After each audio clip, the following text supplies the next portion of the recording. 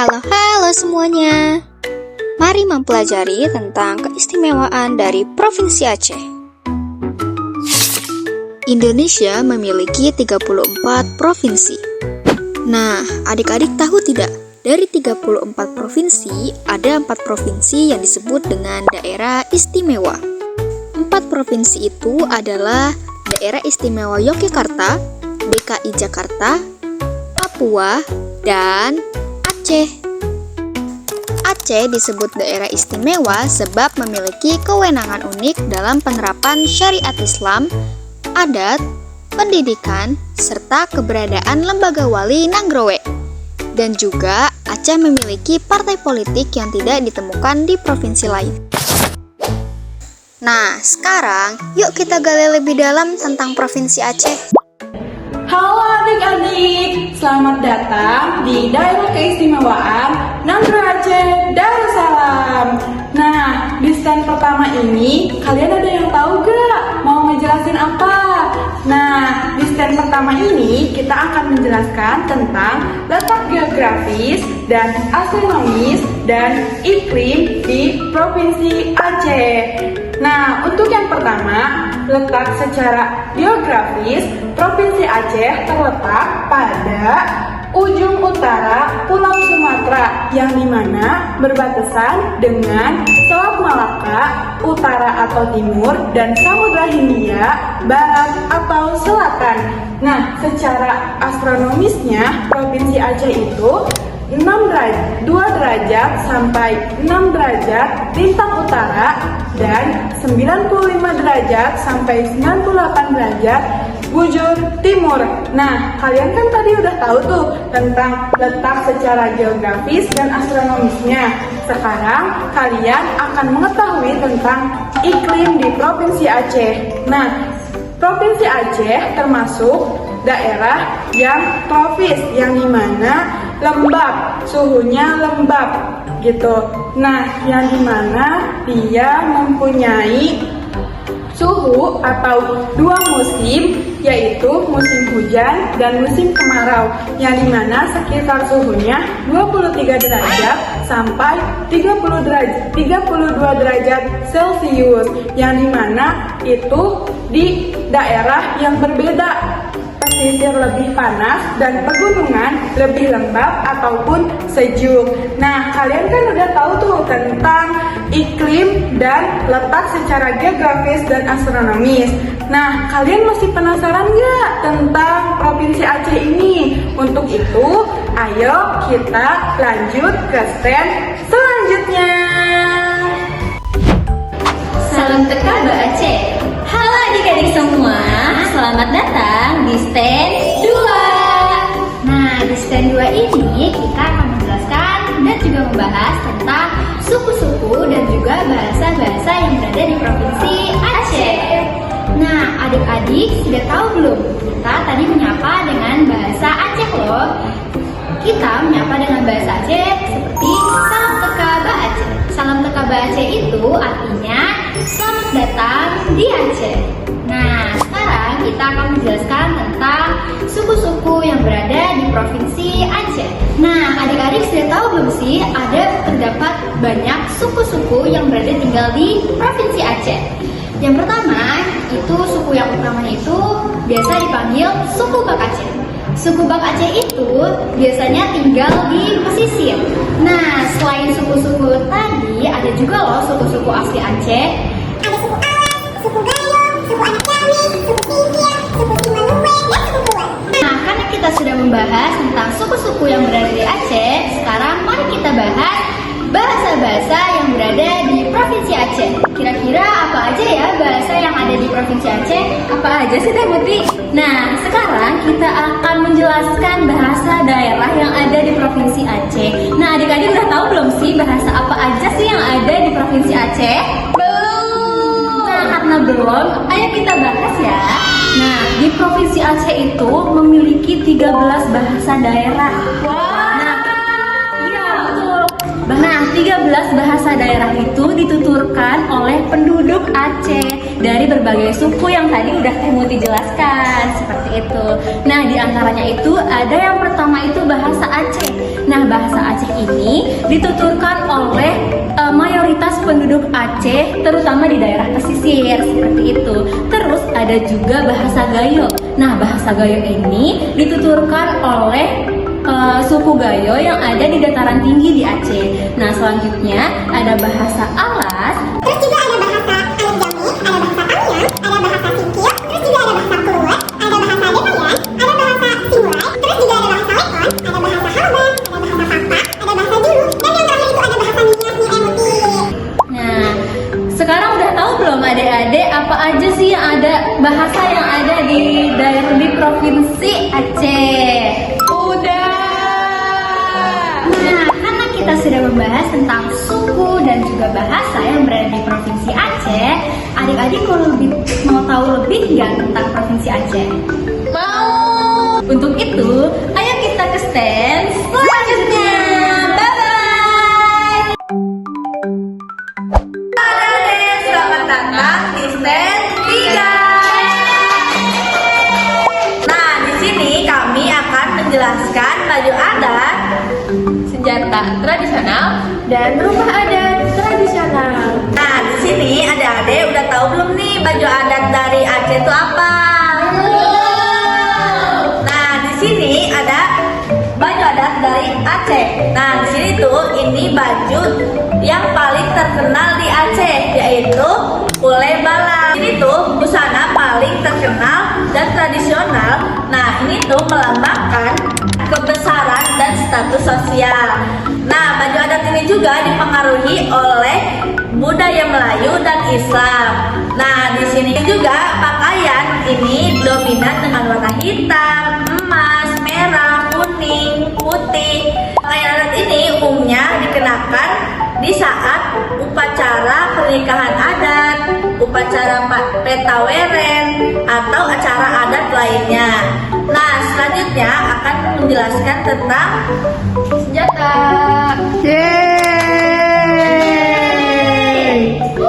Oke, di sini ada banyak sekali senjata tradisional dari Aceh, tapi salah satu yang paling terkenal yaitu rencong. Kira-kira kenapa ya rencong paling terkenal gitu senjatanya di Aceh?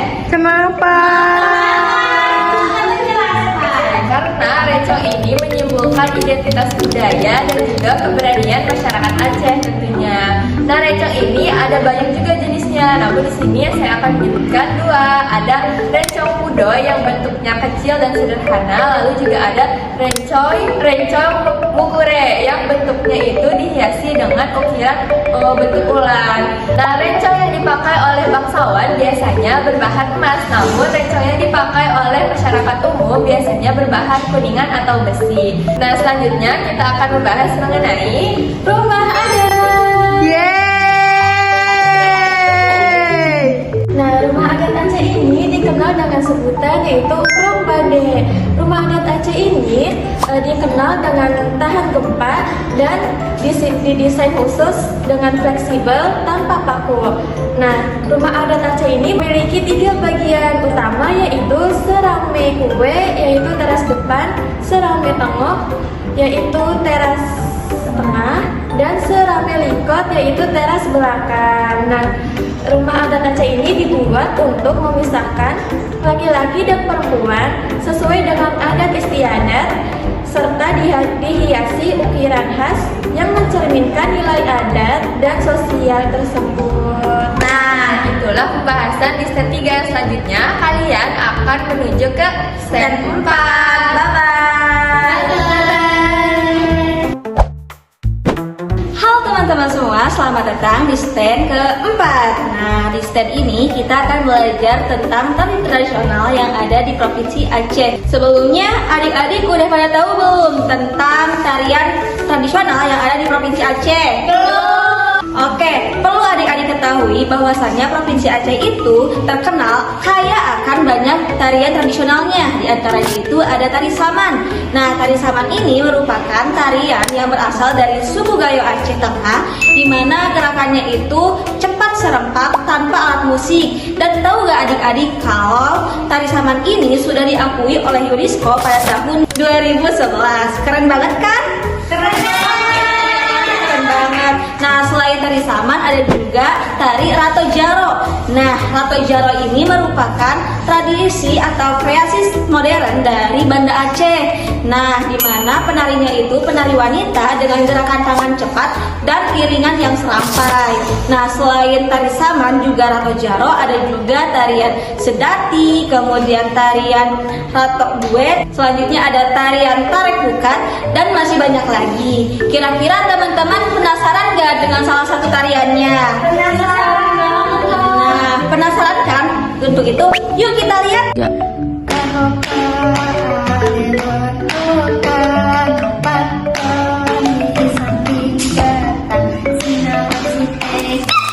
Adik-adik, itu merupakan salah satu tarian dari Provinsi Aceh, yaitu tarian Rato Jaro. Nah, sekarang adik-adik udah tahu kan tarian-tarian yang ada di Provinsi Aceh? Tahu. Nah, kira-kira ada apa lagi ya di Provinsi Aceh itu? Yuk kita lihat ke stand berikutnya. Halo adik-adik, selamat datang di stand 5. Nah, di stand ini kakak akan membahas tentang alat musik dan lagu tradisional dari tanah Aceh. Nah, adik-adik tahu nggak sih bahwa alat musik dari Aceh ini didominasi oleh instrumen tiup dan perkusi loh, yang dimana mencerminkan perpaduan budaya lokal dengan pengaruh Islam dan Timur Tengah. Salah satunya adalah alat musik Serene Pale. Nah, Serene Pale ini merupakan alat musik tiup kayu khas Aceh dengan suara yang melengking teman-teman, yang dahulu digunakan sebagai pengiring upacara resmi Kesultanan Aceh dan kini menjadi simbol identitas budaya Aceh. Nah, selanjutnya ada lagu tradisional dari tanah Aceh. Nah, adik-adik tahu nggak sih bahwa lagu tradisional Aceh ini terkenal dengan nuansa Islami, terus liriknya puitis dan makna mendalam mengenai keindahan alam, cinta, serta nasihat hidup. Nah, kira-kira lagu apa ya yang paling ikonik dan khas dari tanah Aceh? Lagu apa, Kak? Nah, lagu yang paling ikonik dan terkenal dari tanah Aceh adalah lagu Bungong Jempa, yang dimana lagu ini melambangkan keindahan serta kemuliaan dari tanah Aceh melalui simbol bunga cempaka nih adik-adik, yang dimana bunga cempaka itu harum dan indah. Selain itu, lagu ini juga berfungsi sebagai pengiring dari tari tradisional dan juga sekaligus sebagai identitas budaya dalam bingkai kebinekaan. Nah, sekarang ayo kita menyanyikannya bersama. Di antara adik-adik, adakah yang mau menyanyikannya bersama kakak? Aku! Ayo mari ke sini.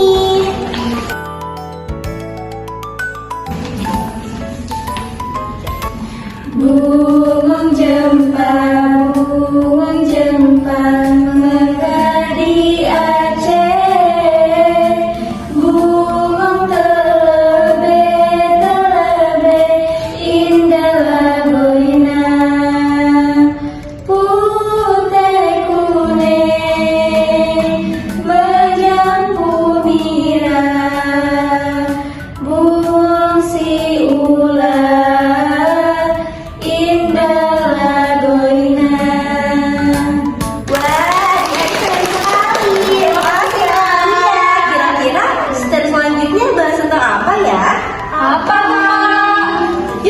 Selanjutnya, ayo. Halo adik-adik semua, selamat datang di stand makanan. Di sini kita akan mengenal berbagai makanan khas Aceh. Adik-adik di sini ada yang tahu gak apa aja makanan khas Aceh? Iya. Nah, salah satu makanan yang paling terkenal dari Aceh itu adalah mie Aceh.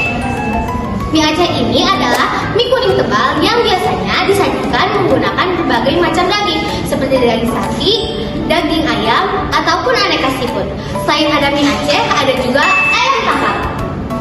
Ayam tangkap ini biasanya digoreng bersamaan dengan daun kari dan daun pandan. Selain ada ayam tangkap, ada juga sate matang. Sate matang ini biasanya disajikan dengan kuah kaldu. Selain makanan-makanan yang enak tadi, ada juga salah satu minuman yang sangat terkenal dari tanah Aceh,